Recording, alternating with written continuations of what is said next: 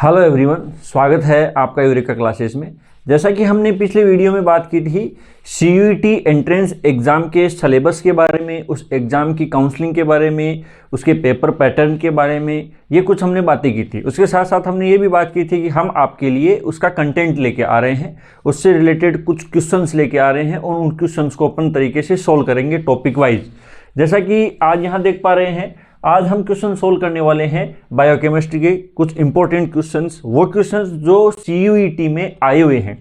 इसके साथ साथ देखिए, आप ये भी ध्यान रखिए कि जो बायोकेमिस्ट्री है वो लाइफ साइंस का टॉपिक है, लाइफ साइंस का पेपर है। Life science in the sense क्या हुआ कि बॉटनी और जूलॉजी दोनों का सेम रहता है। देखिए, अगर अपन बात करें बॉटनी की, तो बॉटनी के अंदर खाली एक प्लांट डेवलपमेंट, प्लांट मॉर्फोलॉजी और एनाटॉमी और उसका क्लासिफिकेशन, ये बॉटनी का अलग रह जाता है, और जूलॉजी का वर्टिब्रेट, इनवर्टिब्रेट यानी एनिमल डाइवर्सिटी, ये अलग हो जाता है।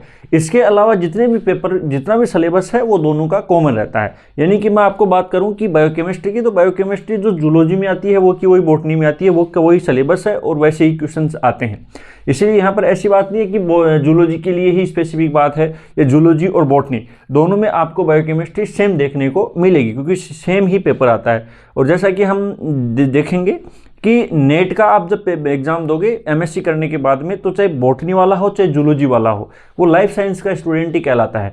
यानी कि बॉटनी से जिसने एमएससी की है उसका पेपर भी वही आएगा जिसने जूलॉजी से एमएससी की है। इसका मतलब क्या हो गया कि लाइफ साइंस, इसका मतलब बॉटनी और जूलॉजी दोनों साथ साथ, और आपको पीजी करने के बाद में सारे पेपर भी सेम ही देखने को मिलेंगे।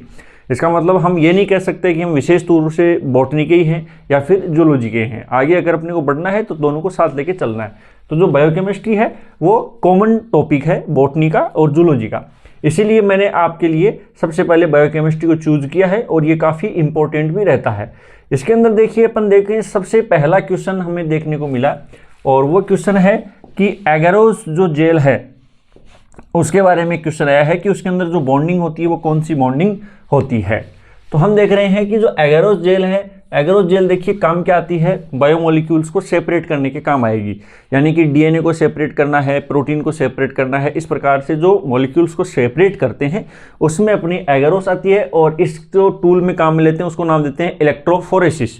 इसलिए अपन बोलते हैं एगारोस जेल इलेक्ट्रोफोरेसिस। तो एगारोस क्या है, एक जेल है जो इलेक्ट्रोफोरेसिस में काम आएगा, और इलेक्ट्रोफोरेसिस का काम है बायोमोलिक्यूल्स को सेपरेट करना on the basis of charge. उनके चार्ज के बेसिस पर ये बायोमोलिक्यूल्स को सेपरेट करता है। तो देखिए, सबसे पहली चीज अपन देखते हैं वान डेर वाल इंटरेक्शन क्या इसमें होता है। वान डेर वाल इंटरेक्शन का मतलब वीकेस्ट बॉन्ड है। वान डेर वाल इंटरेक्शन कैसा इंटरेक्शन है, सबसे कमजोर, सबसे वीक बॉन्ड, और इसमें कोई डाउट ही नहीं है वान डेर वाल इंटरेक्शन सभी प्रकार के बायोमोलिक्यूल्स में, सभी प्रकार के मॉलिक्यूल्स में प्रेजेंट होता है। यानी वान डेर वाल के लिए आप कभी भी मना नहीं कर सकते। वान डेर वाल चाहे चार्ज हो, चाहे पोलार हो, चाहे नॉन पोलार हो, सभी प्रकार के बायोमोलिक्यूल्स के बीच में कौन सा बॉन्ड इंटरेक्शन काम करेगा, वान डेर वाल इंटरेक्शन काम करेगा। इसका मतलब ये तो सबका ही है, इसका मतलब ये नहीं हो सकता। उसके बाद में इंट्राचेन हाइड्रोजन बॉन्डिंग। इंट्राचेन हाइड्रोजन बॉन्डिंग का मतलब मैं आपको बता दूं कि जो एगारोस जेल है इसकी स्ट्रक्चर मान लो इस प्रकार की होती है। ये एक चेन है और इसके बीच में हाइड्रोजन बॉन्ड है। ये एक ही चेन के बीच में हाइड्रोजन बॉन्ड है, इसीलिए इसको क्या नाम देते हैं, इंट्राचेन हाइड्रोजन बॉन्डिंग। लेकिन इसके साथ साथ इसी के पैरेलल एक दूसरी चेन है, और ये जो दूसरी चेन है इसके बीच में क्या होगा, जैसे इस प्रकार के हाइड्रोजन बॉन्ड इसमें प्रेजेंट हो सकते हैं। तो एक चेन ये और एक चेन ये, इसमें जो ये हाइड्रोजन बॉन्ड है उसको तो अपन नाम दे देते हैं इंट्राचेन हाइड्रोजन बॉन्डिंग। और ये दोनों चेन आपस में जुड़ी हुई हैं, ये भी एक बॉन्ड से जुड़ी हुई है जिसको अपन क्या नाम देते हैं, हाइड्रोजन बॉन्ड। और दो अलग अलग चेन के बीच में हाइड्रोजन बॉन्ड हो रहा है, इसको अपन नाम देंगे इंटरचेन हाइड्रोजन बॉन्ड। तो इसका मतलब क्या हो गया, एगारोस जेल ये एक चेन है, इसके बीच में भी हाइड्रोजन बॉन्ड है, और ये जो दोनों चेन आपस में जुड़ रही हैं ये भी हाइड्रोजन बॉन्ड से जुड़ रही हैं। इसका मतलब इसमें इंटरचेन और इंट्राचेन दोनों प्रकार के हाइड्रोजन बॉन्डिंग होती है। इसके बाद में देखिए, इंट्राचेन तो हमारा हो ही गया, इंटरचेन हो गया डाइसल्फाइड बॉन्ड। डाइसल्फाइड बॉन्ड एक कोवैलेंट बॉन्ड है, और ये कौन सा एमिनो एसिड बनाएगा, सिस्टीन एमिनो एसिड, जो एगारोस जेल में नहीं होता है। लेकिन डाइसल्फाइड बॉन्ड कौन सा एमिनो एसिड बनाता है, सिस्टीन एमिनो एसिड बनाता है। और ये आप ध्यान रखिए, सिस्टीन के पास में कौन सा कंटेंट होगा, सल्फर। ये सल्फर कंटेनिंग एमिनो एसिड है, बहुत बार ये बात पूछी गई है। डाइसल्फाइड बॉन्ड कोवलेंट बॉन्ड है, ध्यान रखना, बाकी सारे वीक बॉन्ड है और ये कोवलेंट बॉन्ड है। और कौन सा एमिनो एसिड के बीच में बनेगा? ओनली सिस्टीन एमिनो एसिड के बीच में, क्योंकि सिस्टीन के पास में कौन सा मॉलिक्यूल होगा? सल्फर। तो जो सल्फर के एटम है, सल्फर के मॉलिक्यूल है, उसके बीच में डाइसल्फाइड बॉन्ड बनता है। इसका मतलब ये जो डाइसल्फाइड बॉन्ड है ये एगरोस जेल में देखने को नहीं मिलेगा। तो हमारा करेक्ट आंसर हो गया इंटर एंड इंट्राचेन हाइड्रोजन बॉन्डिंग। उसके बाद में अपन बात करते हैं, नेक्स्ट क्वेश्चन हमारा है कि हिस्टोन एसिटाइल ट्रांसफेरेज एक एंजाइम होता है और ये क्या काम करता है? एसिटाइल ग्रुप को ऐड करता है। सबसे पहली बात तो आप जानते हो हिस्टोन प्रोटीन क्या होती है, इसके बारे में जानो। हिस्टोन प्रोटीन यूकेरियोट्स का एक स्पेसिफिक कैरेक्टर है, न्यूक्लियस के अंदर देखने को मिलेगी। जैसे कि मान लो ये हिस्टोन है, इस प्रकार की हिस्टोन प्रोटीन होती है और इस हिस्टोन प्रोटीन के ऊपर जो चार्ज है वो पॉजिटिव चार्ज होता है। अब ये पॉजिटिव चार्ज किसकी वजह से होगा? दो एमिनो एसिड होते हैं आर्जिनिन एंड लाइसिन, इसके ऊपर पॉजिटिव चार्ज होता है। किस एमिनो एसिड की वजह से? आर्जिनिन और लाइसिन एमिनो एसिड की वजह से। और इसके ऊपर हिस्टोन प्रोटीन के ऊपर हमारा डीएनए कॉइल होता है। इस डीएनए कॉइल का जैसे मान लो ये हमारा डीएनए है, ये डीएनए इसके ऊपर जुड़ गया। डीएनए के ऊपर फॉस्फेट ग्रुप होता है, इसकी वजह से डीएनए के खुद के ऊपर चार्ज कैसा है? Negative charge. इस प्रकार से अपन देखते हैं, इसके ऊपर डीएनए पर कौन सा चार्ज है? नेगेटिव। हिस्टोन के ऊपर चार्ज है पॉजिटिव। आयनिक इंटरेक्शन होगा दोनों के बीच में। इसीलिए जैसे ही डीएनए और हिस्टोन प्रोटीन एक दूसरे के नजदीक आएंगे तो आयनिक इंटरेक्शन की वजह से हिस्टोन प्रोटीन अपने ऊपर लपेट लेती है डीएनए को। वैसी है जैसे चरखी के ऊपर अपन डोर लपेटते हैं, वैसा ही डीएनए और हिस्टोन प्रोटीन का इंटरेक्शन होता है। इस वजह से फायदा क्या हुआ? सरफेस एरिया कम हो गया और हमारा डीएनए है वो लपेट गया, जिसकी वजह से डीएनए का अरेंजमेंट ठीक हो गया और आगे चल के वो क्रोमेटिन बनती है। क्रोमेटिन को और कंडेंस करोगे तो क्रोमोसोम बन जाता है, जो एक जनरेशन से दूसरी जनरेशन में ट्रांसफर होता है। तो ये काम किसका है? हिस्टोन प्रोटीन का। अब देखिए इसमें बात ये है कि हिस्टोन प्रोटीन और डीएनए हमेशा जुड़े रहेंगे तो रेप्लिकेशन नहीं हो पाएगा डीएनए का, और रेप्लिकेशन नहीं होगा तो जीन का एक्सप्रेशन नहीं होगा। क्यों? क्योंकि डीएनए से डीएनए बनता है, यानी एक्सप्रेशन होना है। डीएनए से आरएनए बनेगा, आरएनए से प्रोटीन बनेगा, और प्रोटीन कोई काम करना शुरू करता है, हार्मोन, एंजाइम, प्रोटीन या इन सब चीज़ों की तरह काम करना शुरू करता है, हमारी बॉडी की फिजियोलॉजी को कंट्रोल करता है। इसीलिए यहाँ डीएनए का एक्सप्रेस होना जरूरी है। तो उसके लिए क्या किया जाता है? उसके लिए किया जाएगा कि डीएनए को हिस्टोन प्रोटीन से सेपरेट किया जाए। अब डीएनए से हिस्टोन प्रोटीन को सेपरेट किस बेसिस पर अपन करेंगे? डीएनए से हिस्टोन प्रोटीन को सेपरेट करने का एक ही तरीका है कि उसके चार्ज को न्यूट्रल कर दिया जाए, क्योंकि दोनों का इंटरेक्शन किस बेसिस पर है? चार्ज के बेसिस पर। तो चार्ज को क्या कर दिया जाए? न्यूट्रल कर दिया जाए। तो सीधी सी बात है कि एक ऐसे अपन देख सकते हैं एसिटाइल ग्रुप, ऐसा अपन मान सकते हैं एसिटाइल ग्रुप के ऊपर चार्ज होता है नेगेटिव। एसिटाइल ग्रुप पर चार्ज कैसा होता है? नेगेटिव। तो हिस्टोन प्रोटीन का जो लाइसिन एमिनो एसिड है जो पॉजिटिव चार्ज है, इसके ऊपर अपन क्या जोड़ देंगे? एसिटाइल ग्रुप, यानी नेगेटिव चार्ज होगा, और नेगेटिव चार्ज होगा तो ये नेगेटिव और लाइसिन का पॉजिटिव दोनों मिलकर के न्यूट्रल हो जाएंगे, यानी हिस्टोन प्रोटीन क्या हो गया? न्यूट्रल। और हिस्टोन प्रोटीन न्यूट्रल होते ही डीएनए हिस्टोन से क्या हो जाएगा? अलग हो जाएगा। इसी को अपन क्या नाम देते हैं? Histone acetyl transferase. ये एंजाइम है और ये एंजाइम क्या करता है? लाइसिन एमिनो एसिड पर क्या कर देगा?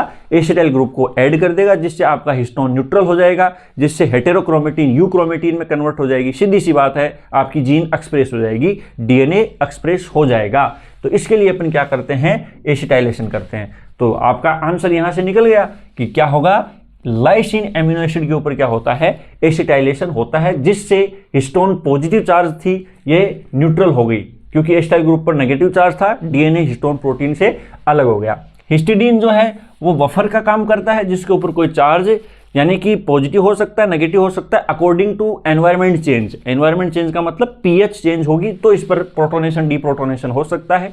जनरली इसके ऊपर किसी प्रकार का चार्ज नहीं होता, पोलार होता है। सेरीन हाइड्रोक्सिल ग्रुप वाला एमिनो एसिड होता है जिसके ऊपर किसी प्रकार का चार्ज नहीं होता, ये पोलार है। और प्रोलीन है, प्रोलीन तो न्यूट्रल है, जिसके ऊपर कोई प्रोटोनेशन डिप्रोटोनेशन नहीं होता। तो ये हमारा ये आंसर था। यहां से देखो बहुत तगड़ा कॉन्सेप्ट निकलता है, यूक्रोमेटिन, हेटेरोक्रोमेटिन या हिस्टोन के ऊपर डीएनए किस बेसिस पर जुड़ता है। तो ये सारी बातें आप ध्यान रखें। डीएनए नेगेटिव चार्ज होता है फॉस्फेट ग्रुप की वजह से, हिस्टोन प्रोटीन के ऊपर पॉजिटिव चार्ज होता है आर्जिनिन और लाइसिन एमिनो एसिड की प्रेजेंस की वजह से, और हिस्टोन और प्रोटीन दोनों में इंटरेक्शन होता है, आयनिक इंटरेक्शन, पॉजिटिव और नेगेटिव। तो ये इस प्रकार से कॉइल्ड रहते हैं। और इससे फायदा क्या हुआ? डीएनए को हम कम जगह घेरेंगे। जैसे कि एक डोर पूरी छत पे पड़ी है और पूरी छत पे फैली हुई है, लेकिन उसी डोर को अगर अपन चरखी पे लपेट देंगे तो क्या होगा, छत से फैल के इतने से एरिया में आ जाएगी। सरफेस एरिया हमने कम किया है, इसी वजह से क्रोमोसोम का फॉर्मेशन होता है। आप जानते हो बैक्टीरिया के अंदर हिस्टोन प्रोटीन नहीं होती, और बैक्टीरिया के अंदर हिस्टोन प्रोटीन नहीं होती तो आप एक बात वहाँ पर देखते हो, क्या देखोगे कि आपका डीएनए या जेनेटिक मटेरियल है उसमें बिखरा हुआ रहता है।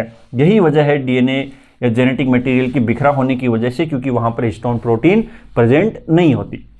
उसके बाद में नेक्स्ट अपन बात करते हैं कुछ मैच द फॉलोइंग। जैसा कि हम बात करते हैं, ऐसे क्वेश्चन बहुत आते हैं और इन क्वेश्चंस को सोल्व करना बहुत आसान रहता है। चारों ऑप्शन मैं उम्मीद करता हूँ आपको दिख रहे होंगे यहाँ नीचे तक, और हाँ नहीं दिख रहा, एक सेकंड थोड़ा सा, हाँ अब दिख जाएगा।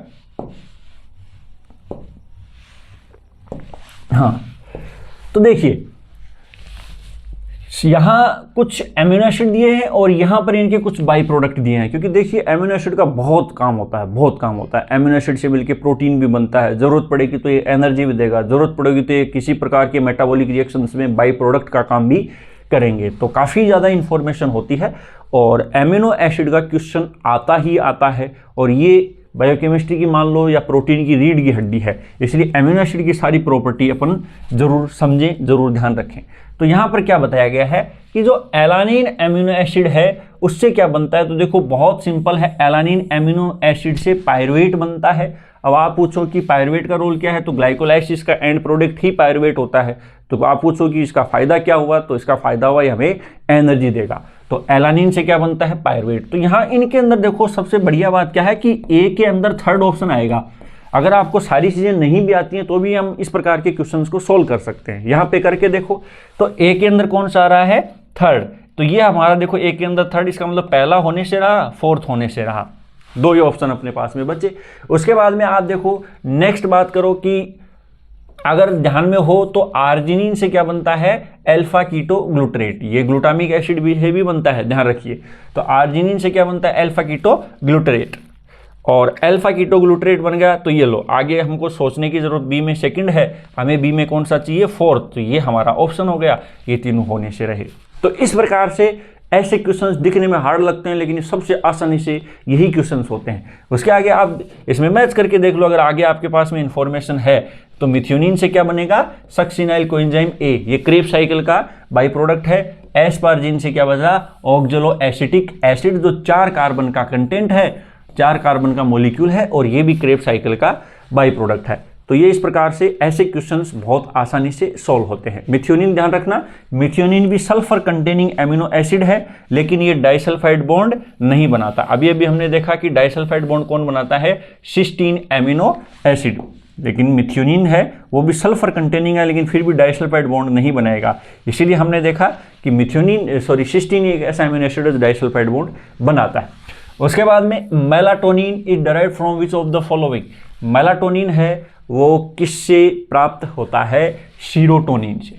मेलाटोनिन किससे प्राप्त होता है, सीरोटोनिन। मेलाटोनिन जो एक हार्मोन है, और ये हार्मोन हमारी बायोलॉजिकल रिथम, सर्काडियन रिथम मान लो, या हमारी जो बायोलॉजिकल क्लॉक है उसको कंट्रोल करता है। यानी कि मेलाटोनिन से हमें नींद अच्छी आती है, और अगर हमें नींद अच्छी आती है तो फीमेल के अंदर मेंस्ट्रुअल साइकिल मान लो, या फिर हमारा बायोलॉजिकल सिस्टम मान लो, ये ठीक ठीक कंट्रोल में रहता है। इसकी अगर अपन बात करें तो ये हमारी आंखों की लाइट से डिपेंड करता है, यानी रोड सेल और कोन सेल्स पे।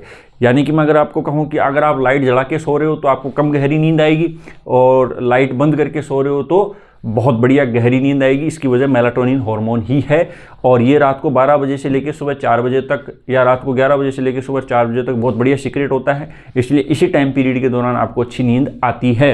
इसीलिए हमें रात को मोबाइल नहीं चलाना चाहिए, क्योंकि लाइट की वजह से मेलाटोनिन हार्मोन का सिक्रेशन कम होगा, और मेलाटोनिन हार्मोन का सिक्रेशन अगर कम हुआ तो हमारे नींद डिस्टर्ब हो जाएगी, हमारा बायोलॉजिकल सिस्टम डिस्टर्ब हो जाएगा, जिस वजह से कई प्रकार के डिसऑर्डर्स हमारी बॉडी में, इरिटेशन, एंजाइटी जैसी कंडीशंस देखने को मिल सकती हैं। तो मेलाटोनिन किससे प्राप्त होगा, सीरोटोनिन से। सीरोटोनिन किससे प्राप्त होगा, एरोमेटिक एमिनो एसिड से। ये ध्यान आप रखें।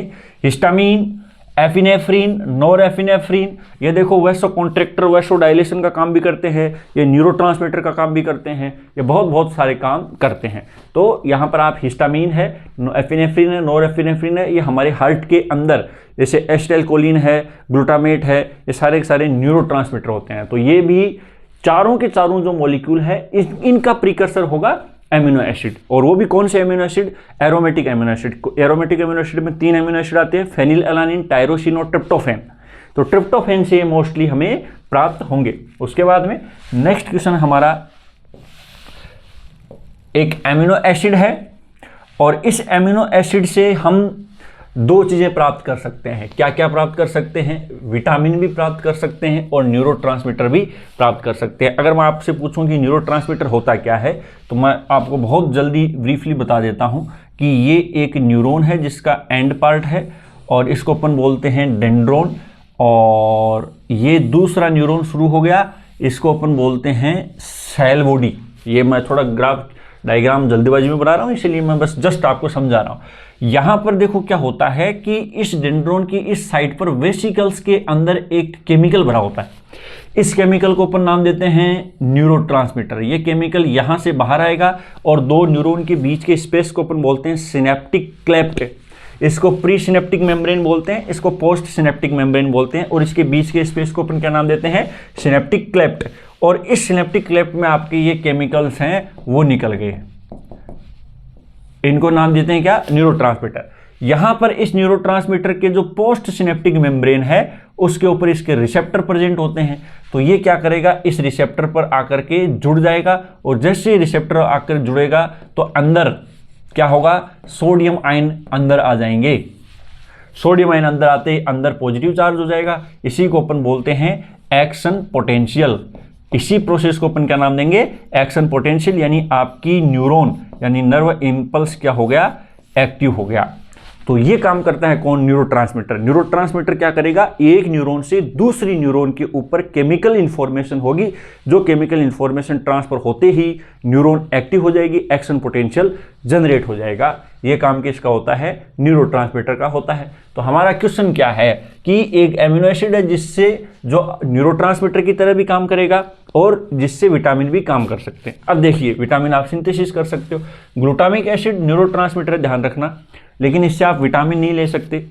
ट्रिप्टोफैन एमिनो एसिड है जिससे नियासिन मिलता है। नियासिन विटामिन B3 है जिससे NAD का सिंथेसिस होता है।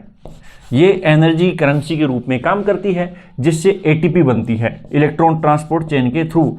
तो आप विटामिन B3 ट्रिप्टोफैन से बना सकते हो। इसके अलावा ट्रिप्टोफैन न्यूरोट्रांसमीटर की तरह भी काम करता है, इसलिए हमारा जो सही आंसर है वो कौन सा हो जाएगा? ट्रिप्टोफैन हो जाएगा। ध्यान रखना, ये ग्लूटामेट या ग्लूटामिक एसिड है, ये न्यूरोट्रांसमीटर है, लेकिन इससे आप विटामिन सिंथेसिस नहीं कर सकते। हमें तो ऐसा विटामिन एमिनो एसिड ढूंढना है जिससे विटामिन भी सिंथेसिस कर सको और न्यूरोट्रांसमीटर की तरह वो काम कर सके। टायरोसिन एरोमेटिक एमिनो एसिड है जिसके ऊपर हाइड्रोक्सिल ग्रुप प्रेजेंट होता है। मिथ्योनिन आप जानते हो सल्फर कंटेनिंग एमिनो एसिड है। सल्फर कंटेनिंग एमिनो एसिड जो है वो सल्फर कंटेनिंग एमिनो एसिड क्या काम करेगा? डाइसल्फाइड बॉन्ड का फॉर्मेशन। लेकिन मिथ्योनिन नहीं करता। कौन करता है? सिस्टीन। तो एक तो मिथ्योनिन और उसके साथ साथ एक कौन सा एमिनो एसिड है? सिस्टीन। ये दोनों के ऊपर क्या प्रेजेंट होता है? सल्फर एमिनो एसिड प्रेजेंट होता है। उसके बाद में नेक्स्ट बात अपन करते हैं, नेक्स्ट क्वेश्चन की बात करते हैं।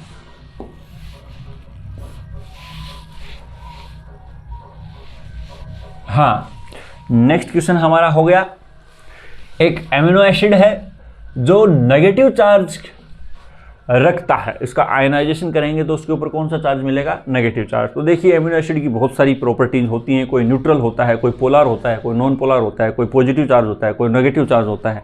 बहुत प्रकार की इसमें चीज़ होती है। तो इसमें देखिए, जैसे अपन बात करते हैं आर्जिनिन और एस्पार्टेट। एस्पार्टेट पर नेगेटिव चार्ज होता है, आर्जिनिन पर पॉजिटिव चार्ज होता है। हमसे क्या पूछा गया? दोनों ही एमिनो एसिड पर नेगेटिव चार्ज। इसका मतलब ये ऑप्शन रॉन्ग है। लाइसिन एंड ग्लूटामेट, लाइसिन पर पॉजिटिव चार्ज होता है और ग्लूटामेट पर नेगेटिव चार्ज होता है। यह भी इनकरेक्ट हो गया। एस्पार्टेट एंड ग्लूटामेट दोनों के ऊपर कैसा चार्ज है? नेगेटिव चार्ज है, इसीलिए ये हमारा ऑप्शन सही हो गया। हिस्टिडीन जो है वो नॉर्मल पीएच के ऊपर किसी प्रकार का चार्ज नहीं रखता। ध्यान रखना, इसमें प्रोटोनेशन और डीप्रोटोनेशन हो सकता है, लेकिन नॉर्मल पीएच के ऊपर किसी प्रकार का चार्ज नहीं हो सकता, इसीलिए हम इसको पोलार एमिनो एसिड कह सकते हैं, लेकिन किसी प्रकार का चार्ज ये नहीं रख सकता। लाइसिन के ऊपर पॉजिटिव चार्ज है और हमें पूछा गया कि दोनों के ऊपर कैसा चार्ज होना चाहिए, नेगेटिव चार्ज होना चाहिए। तो नेगेटिव चार्ज एस्पार्टेट और ग्लूटामेट एमिनो एसिड पर प्रेजेंट होता है। इसके बाद में नेक्स्ट क्वेश्चन की अपन बात करते हैं, हिस्टोन प्रोटीन। हिस्टोन प्रोटीन में क्या प्रेजेंट होता है? अब ये क्वेश्चन तो आप मुझे तुरंत बताएंगे, क्योंकि हमने एसिटाइलेशन के अंदर ये चर्चा कर चुके हैं। एसिटाइलेशन के अंदर हमने चर्चा की कि हिस्टोन प्रोटीन होती क्या है। हिस्टोन प्रोटीन डीएनए को कोइल करने का काम करती है, जिसमें arginine and lysine amino acid present होता है। दोनों के ऊपर कैसा चार्ज होता है? Positive charge. तो हमारे किस ऑप्शन में है? लाइसिन और आर्जिनिन। सेकंड ऑप्शन हमारा सही हो जाता है, जो कि लाइसिन यहाँ पॉजिटिव चार्ज है, लेकिन एस्पार्जिन के ऊपर किसी प्रकार का, ध्यान रखना, एस्पार्टेट अलग होता है या एस्पार्टिक एसिड अलग होता है और एस्पार्जिन अलग होता है। दो अलग अलग एमिनो एसिड है। ग्लूटामेट अलग होता है और ग्लूटामीन अलग होता है, बड़ा कन्फ्यूजन है। तो ये आप देखिए, लाइसिन और आर्जिनिन दोनों पर पॉजिटिव चार्ज होता है। हिस्टोन प्रोटीन क्या काम करती है वो चीज़ हम ऑलरेडी देख चुके हैं। यहाँ पर हम देखिए, लाइसिन के ऊपर पॉजिटिव चार्ज है, लेकिन ग्लाइसिन के ऊपर किसी प्रकार का पॉजिटिव चार्ज नहीं है, ना तो पॉजिटिव चार्ज है ना नेगेटिव चार्ज है। नेक्स्ट अपन बात करेंगे, बहुत बढ़िया है, कौन सा क्वेश्चन आया? कोलाजन प्रोटीन के बारे में। और कोलाजन प्रोटीन देखो क्या कहता है कि कोलेजन प्रोटीन एक है क्या ये कार्बोहाइड्रेट है? तो नहीं है। क्या ये लिपिड है? नहीं है। क्या ये ग्लोबुलर प्रोटीन है? नहीं है। ये एक फाइब्रस प्रोटीन है। अब देखिए, फाइब्रस प्रोटीन और ग्लोबुलर प्रोटीन का मतलब क्या होता है वो भी मैं आपको जल्दी से समझा देता हूं। सबसे पहली चीज तो क्या है कि मान लो ये हमारी बॉडी है और हमारी बॉडी में आप ऐसे मान सकते हो पानी ही पानी भरा हुआ है। हमारी बॉडी में क्या भरा हुआ है? पानी भरा हुआ है। और बॉडी के अंदर पानी भरा हुआ है, इसका मतलब हमारी बॉडी कैसी हो गई? नेचर में पोलार। नेचर में बॉडी कैसी हो गई? पोलार। अब कोई भी प्रोटीन है वो प्रोटीन एमिनो एसिड से मिलकर बनी है। एमिनो एसिड का नेचर अलग अलग होता है, कोई पॉजिटिव चार्ज होता है, कोई नेगेटिव चार्ज होता है। तो जैसे कि मान लो हमारी बॉडी पोलार है, इसके अंदर अगर पोलार एमिनो एसिड आए, प्रोटीन में प्रेजेंट कौन से एमिनो एसिड हुए? Polar amino acid. और पोलार एमिनो एसिड हुए, इसका मतलब ये आराम से रह सकते हैं हमारी बॉडी के अंदर। लेकिन कुछ प्रोटीन ऐसी हैं जिनमें कोई चार्ज नहीं होता, यानी कि ये कौन सा एमिनो एसिड होते हैं? Non polar. यानी कुछ एमिनो एसिड ऐसे भी होते हैं जो क्या होंगे? Non polar. अब नॉन पोलार एमिनो एसिड जैसे हमारी बॉडी में आ गए और नॉन पोलार एमिनो एसिड हमारे साइटोप्लाज्म में आ गए, पानी भरा हुआ है, वहाँ साइटोप्लाज्म इसको एक्सेप्ट नहीं करेगा, हाइड्रोफोबिक फोर्स लगाएगा। यानी पोलार और नॉन पोलार, वही बात है, पानी के अंदर आप घी डालो तो वो कभी घुल नहीं सकता, क्योंकि पानी तो पोलार है और घी नॉन पोलार है, तो वो घुल नहीं सकता। वही समस्या यहाँ पे आ जाती है। तो नॉन पोलार एमिनो एसिड अगर किसी प्रोटीन में आ गए तो वो इसके अंदर नहीं आ पाएंगे, बाहर नहीं, सॉरी, इसमें घुल नहीं पाएंगे, और नहीं घुल पाएंगे तो हाइड्रोफोबिक फोर्स लगेगा। तो ऐसी प्रोटीन है मान लो जिसके अंदर नॉन पोलार एमिनो एसिड है, तो इस प्रोटीन को इस प्रकार से दूर धकेल दिया जाता है और एक शीट लाइक स्ट्रक्चर बना दी जाती है, इस प्रकार की प्रोटीन। इसको अपन देंगे फाइब्रस प्रोटीन। इसी प्रोटीन को अपन क्या नाम देते हैं? Fibrous protein. फाइब्रस प्रोटीन का मतलब ये है कि जिसके अंदर नॉन पोलर एमिनो एसिड की संख्या ज़्यादा है, इसीलिए उसको शीट के फॉर्म में लाके पानी से दूर कर दिया गया हाइड्रोफोबिक फोर्स की वजह से। इसीलिए कोलेजन प्रोटीन एक फाइब्रस प्रोटीन है, इसका मतलब इसमें नॉन पोलर एमिनो एसिड की संख्या ज़्यादा है। और हमारी बॉडी का जो सबसे ज़्यादा मात्रा में पाई जाने वाली प्रोटीन है, एक्स्ट्रा सेलुलर मैट्रिक्स के अंदर सबसे ज़्यादा जो प्रोटीन है वो कोलेजन प्रोटीन है। और ये cell to matrix, cell to cell interaction यानी आपस में जोड़ने का काम करती है। दूसरी बात, ग्लोबुलर प्रोटीन क्या होती है ये भी आप पूछ लो, ये भी मैं आपको तुरंत यही क्लियर कर देता हूं। ग्लोबुलर प्रोटीन यानी कि जिसके अंदर पोलर एमिनो एसिड की संख्या ज़्यादा है, और पोलर एमिनो एसिड की संख्या ज़्यादा है इसका मतलब ये हमारी सेल, जैसे पोलर एमिनो एसिड है तो ये पानी में आराम से इस प्रकार से घुल सकती है, और पानी में घुल सकती है, घुल मिल सकती है, तो फाइब्रस नहीं बन करके इस प्रकार की क्या बन जाएगी? गोल स्ट्रक्चर बनाएगी। और गोल स्ट्रक्चर बनेगी तो इसको अपन क्या नाम देंगे? Globular structure. तो जो भी हमारी बॉडी के अंदर प्रेजेंट है वो ग्लोबुलर प्रोटीन है। जैसे कि मान लो हार्मोन की तरह काम कर रही है, एंजाइम की तरह काम कर रही है। जैसे मैं आपको पूछूं हीमोग्लोबिन, तो इसके अंदर जाहिर सी बात है वो ब्लड के अंदर है, तो वो एक ग्लोबुलर प्रोटीन होगी। तो इसका मतलब हो गया फाइब्रस प्रोटीन जो हमारी बॉडी के अंदर नहीं रह सकती, आप कहोगे बाहर कहाँ, तो एक्स्ट्रा सेलुलर मैट्रिक्स में रह सकती है। जैसे हमारे नाखून है वो केराटिन प्रोटीन के बने हुए हैं, बॉडी से बाहर है, पानी से दूर है। हमारे बाल हैं केराटिन प्रोटीन के बने हुए हैं, सींग हैं वो भी केराटिन प्रोटीन के बने हुए हैं, इलास्टिन प्रोटीन के बने हुए हैं। तो ये सारी सारी प्रोटीन फाइब्रस प्रोटीन है। तो फाइब्रस प्रोटीन का काम है मैकेनिकल स्ट्रेंथ प्रोवाइड कराना। ये काम किसका है? फाइब्रस प्रोटीन का। ग्लोबुलर प्रोटीन का काम है अंदर की फिजियोलॉजी को कंट्रोल करना, जैसे हीमोग्लोबिन हो गया, मायोग्लोबिन हो गया, बहुत सारे एंजाइम हो गए, बहुत सारे हार्मोन हो गए, वो किसका एग्जाम्पल हो गए? Globular protein. तो उम्मीद करता हूँ ये ग्लोबुलर प्रोटीन और फाइब्रस प्रोटीन का कॉन्सेप्ट भी आपके क्लियर हुआ होगा। उसके बाद में हमें बस फिर से काम वही करना है, लिस्ट को मैच करना है। और ये लिस्ट की दिक्कत ये हो गई कि ये आ नहीं पाया। चलो अपन 2 बार इसको सोल्व करेंगे। देखिए नोट कर लेंगे। हाँ, एमिनो एसिड की संख्या बच्चों 20 है। 20 एमिनो एसिड हैं। वैसे हमारी बॉडी के अंदर टोटल 300 एमिनो एसिड मिलेंगे आपको, 300 प्रकार के एमिनो एसिड। वैसे संख्या में तो करोड़ों हैं, लेकिन कितने प्रकार के एमिनो एसिड मिलेंगे? 300 प्रकार के एमिनो एसिड। उसमें से 20 एमिनो एसिड ऐसे एमिनो एसिड हैं जिसको अपन बोल देंगे स्टैंडर्ड एमिनो एसिड। स्टैंडर्ड का मतलब होता है जो ट्रांसलेशन की प्रक्रिया में भाग लेते हैं, उन एमिनो एसिड को अपन क्या नाम देते हैं? Standard amino acid. अब देखिए आपसे कोई पूछे कि भाई एक प्रोटीन की सीक्वेंसिंग करनी है और प्रोटीन की सीक्वेंसिंग करनी है तो बताओ इसमें 150 एमिनो एसिड है तो 150 एमिनो एसिड को लिखो। तो आप क्या करते हो? जैसे ये कहो कि पहला एलानिन है, दूसरा ग्लाइसिन है, इस प्रकार से लिखते लिखते लिखते कोई पेज में जगह ही नहीं बचेगी।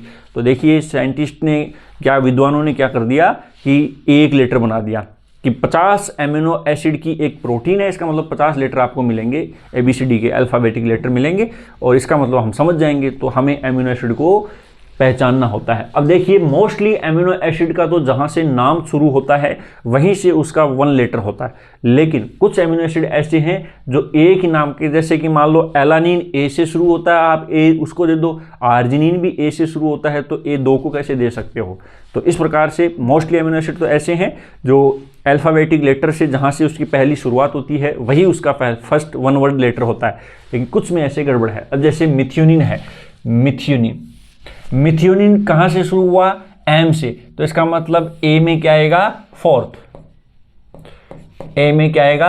4th। उसके बाद में एस्पार्टिक एसिड। अब देखिए यहाँ गड़बड़ हो गई, एलानिन का भी A होता है, इसका मतलब एस्पार्टिक एसिड को A नहीं दे सकते। तो एस्पार्टिक एसिड को आप ऐसे याद रख सकते हो, एस्पार्टिक एसिड, यानी कि इसका 1 वर्ड क्या होता है? B में कौन सा ऑप्शन आएगा? फर्स्ट। उसके बाद में लाइसिन। अब देखिए ल्यूसिन भी एक एमिनो एसिड होता है, इसको L दे दिया तो हम लाइसिन को L नहीं दे सकते, तो लाइसिन को दिया जाता है K। इसको क्लाइसिन, मतलब याद रखने के लिए आप क्लाइसिन बोल सकते हो। तो C में क्या आ गया? 2nd।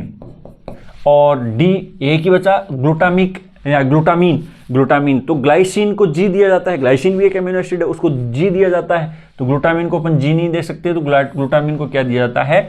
E। तो D में क्या है? 3rd। ये इस प्रकार से हमारा क्वेश्चन हुआ। तो ये तो देखो आपको याद ही रखने पड़ेंगे। कुछ एमिनो एसिड है ऐसे हैं जो ABCD के अल्फ़ाबेटिक से शुरू नहीं हो रहे, जो इसका फर्स्ट लेटर है, तो वो आपको विशेष तौर पे, जैसे मिथ्योनिन को याद रखने में कोई जोर नहीं आया, मिथ्योनिन M4M, तो ये याद रखने में कोई जोर नहीं है, ये आपको जरूर याद रखना चाहिए। और ये बच्चों आए हुए क्वेश्चन है, तो ये हमको कहाँ से मिले? देखिए यहाँ पर अपन मैच कर लेते हैं। मिथ्योनिन M यानी A का 4th अपने पास में, ये लो, इससे हो गया, ये लो, इससे हो गया। क्या हो गया? A में 4th। ये ऑप्शन सारे क्लियर हो गए, वैसे हमने ये नोट किए थे। तो इसका ऑप्शन करेक्ट आंसर क्या हो गया? 2nd। उसके बाद में अपन नेक्स्ट वही हमको मिला है, क्या मिला? मैच द फॉलोइंग का ही मिला। और ये हमारा लास्ट क्वेश्चन है, तो इसको अपन आराम से करेंगे। देखिए क्या बोलना चाह रहा है? ये बोलना चाह रहा है कि आपके सामने कुछ एमिनो एसिड हैं और उसकी कुछ प्रॉपर्टी हैं, आपको पहचाननी है। सबसे पहले क्या कहा? Glycine amino acid. ग्लाइसिन के बारे में इसमें क्या करेक्ट हो सकता है? तो टोटल 20 एमिनो एसिड में ग्लाइसिन ही एक ऐसा एमिनो एसिड है जो ऑप्टिकली इनएक्टिव है। ऑप्टिकली इनएक्टिव का मतलब आप समझते होंगे, जिसकी आप डिफरेंट प्रकार की स्ट्रक्चर नहीं बना सकते, वो स्टीरियो केमिस्ट्री से फॉर्म में इनएक्टिव होता है। यानी कि वो डिफरेंट फॉर्म की स्ट्रक्चर, जैसे अपन बोलते हैं ना डी फॉर्म बना लिया, एल फॉर्म बना लिया, डिफरेंट स्ट्रक्चर में। जो स्टीरियोकेमिस्ट्री का मतलब ही क्या होता है, ऐसे मॉलिक्यूल जिसमें नंबर ऑफ बॉन्ड सेम है, नंबर ऑफ एटम सेम है, फॉर्मूला सेम है, बस उसमें बॉन्ड्स का ओरिएंटेशन अलग अलग हो जाता है, उसको अपन क्या बोलते हैं, स्टीरियोकेमिस्ट्री। अब बॉन्ड का ओरिएंटेशन अलग अलग होने का मतलब क्या है, बॉन्ड रोटेट होते हैं। हम देखते हैं बॉन्ड क्या हो रहे हैं, रोटेट। और बॉन्ड के रोटेट होने के लिए एक विशेष प्रकार की प्रॉपर्टी चाहिए कि उसमें प्रेजेंट किरेल कार्बन होना चाहिए। यानी कि अगर बॉन्ड्स को रोटेट करना है तो हमारे पास में क्या प्रेजेंट होना चाहिए, किरेल कार्बन। किरेल कार्बन का मतलब क्या हो गया कि एक कार्बन की 4 वैलेंसी होती है, ये चारों वैलेंसी अलग अलग ग्रुप्स के द्वारा कंप्लीट हो। यानी अगर मान लो यहाँ पर भी हाइड्रोजन है, यहाँ पर भी हाइड्रोजन है, इसका मतलब अलग अलग ग्रुप नहीं हुए तो ये किरेल कार्बन नहीं हुआ और ये रोटेट नहीं होगा। इसका मतलब ग्लाइसिन एक ऐसा अमीनो एसिड है जो ऑप्टिकली क्या होता है, इनएक्टिव। और ऑप्टिकली इनएक्टिव का क्या मतलब, मैं आपको इसको थोड़ा सा इसकी स्ट्रक्चर देखते आपको समझ में आएगी। तो इसकी स्ट्रक्चर कुछ इस प्रकार की है, ये लो। अब ये भी हाइड्रोजन से कंप्लीट हो रहा है और ये भी हाइड्रोजन से ही कंप्लीट हो रहा है। इसका मतलब ये ऑप्टिकली क्या है, इनएक्टिव। ये डिफरेंट टाइप की स्ट्रक्चर नहीं बना सकता। तो पूरे 20 एमिनो एसिड में ग्लाइसिन ही एक ऐसा एमिनो एसिड है जो क्या काम करता है, ऑप्टिकली इनएक्टिव है, कोई रोटेशन नहीं देगा। तो ए में थर्ड हो गया। तो हम देखेंगे ए में थर्ड, तो हमारे 3 ऑप्शन में ए में थर्ड है, इसका मतलब पहला तो नहीं हो सकता। उसके बाद में टायरोसिन की बात है। अब ये क्वेश्चन थोड़ा सा दिमाग लगाने की जरूरत है भैया। टायरोसिन जो है वो एरोमेटिक एमिनो एसिड है। एरोमेटिक का मतलब समझते होंगे आप, जिसमें बेंजीन रिंग प्रेजेंट होती है, साइक्लिक रिंग प्रेजेंट होती है, उसको अपन क्या बोलते हैं, एरोमेटिक एमिनो एसिड। तो एरोमेटिक एमिनो एसिड टायरोसिन भी है और ट्रिप्टोफैन भी है। यहाँ पर सामने कुछ प्रॉपर्टी दी गई है, क्या बोल रहा है कि एरोमेटिक एमिनो एसिड। अब देखिए aromatic amino acid 3 amino acid होती हैं, फेनिल एलानिन, टायरोसिन, ट्रिप्टोफैन। तो यहाँ पर तो हमारे पास ट्रिप्टोफैन भी है। इसका मतलब ये फर्स्ट बी के लिए भी हो सकता है और सी के लिए भी हो सकता है। इसका मतलब बी और सी दोनों में फर्स्ट है तो वो हमारे ऑप्शन करेक्ट हो जाएंगे। तो बी में फर्स्ट है ये भी हो सकता है, ये सी में फर्स्ट है ये भी हो सकता है, ये सी में फर्स्ट। इसका मतलब इससे एलिमिनेट नहीं हुआ, हमारी बात नहीं बनी। दूसरी बात है ट्रिप्टोफैन, ये भी एरोमेटिक हो सकता है, इससे भी बात नहीं बनी। तो हम आगे आ जाते हैं थ्रियोनिन। थ्रियोनिन एमिनो एसिड के बारे में इसमें से क्या बात सही हो सकती है, ये अपन देखेंगे। या तो क्या होगा, एरोमेटिक तो होगा नहीं, या तो इसमें क्या होगा, एमिनो एसिड अंडरगोज फॉस्फोरिलेशन, या तो इस पर क्या हो सकता है, फॉस्फोरिलेशन हो सकता है, या फिर ये इनमें से हो सकता है। तो हम क्या देख रहे हैं कि यहाँ amino acid having chiral carbon atom in side chain, यानी कि हमने कहा कि 20 एमिनो एसिड में से सिर्फ एक ग्लाइसिन ऐसा है जिसके ऊपर किरेल कार्बन नहीं है। और किरेल कार्बन नहीं है इसका मतलब ये है कि थ्रियोनिन, ट्रिप्टोफैन, टायरोसिन तीनों पर किरेल कार्बन है। तो ये क्वेश्चन फिर से हमको उलझन में डाल दिया, यानी कि ये जो सेकंड ऑप्शन है वो तीनों में हो सकता है। तो अब हम इसको स्मार्टली कैसे हैंडल करेंगे, अब हमारी इंफॉर्मेशन से थोड़ा आगे बढ़ना पड़ेगा। एक चीज पकड़ में आई कि टायरोसिन के ऊपर एरोमेटिक एमिनो एसिड के साथ साथ फॉस्फोरिलेशन हो सकता है। टायरोसिन पर एरोमेटिक एमिनो एसिड के साथ साथ ये क्या है, फॉस्फोरिलेशन।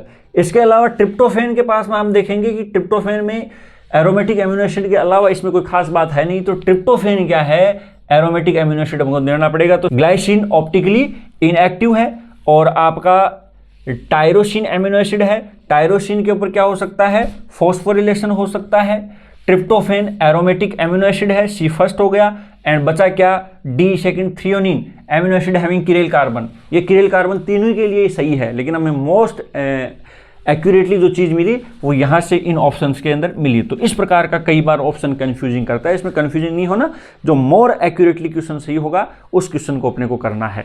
तो इस प्रकार से हमने बायोकेमिस्ट्री के 10 क्वेश्चन सोल्व किए हैं और इन 10 क्वेश्चन से हमको एक चीज़ देखने को मिली है कि हम बहुत सारे कॉन्सेप्ट हमारे रिवाइज हुए हैं, क्वेश्चन को सोल्व करने का तरीका हमारा थोड़ा सा समझ में आया। और ये देखिए अच्छी बात यह है कि मैंने वो क्वेश्चन उठाए हैं जो CUET में पूछे जाए, जो सेंट्रल यूनिवर्सिटी के जो टेस्ट है उसमें पूछे गए क्वेश्चंस हैं। तो आप थोड़ा सा इन क्वेश्चंस को पढ़ें और इसको रिवाइज करते रहें। हम नेक्स्ट वीडियो में फिर से आपके लिए बहुत बढ़िया बढ़िया क्वेश्चन निकाल के लेके आएंगे। तब तक के लिए थैंक यू सो मच।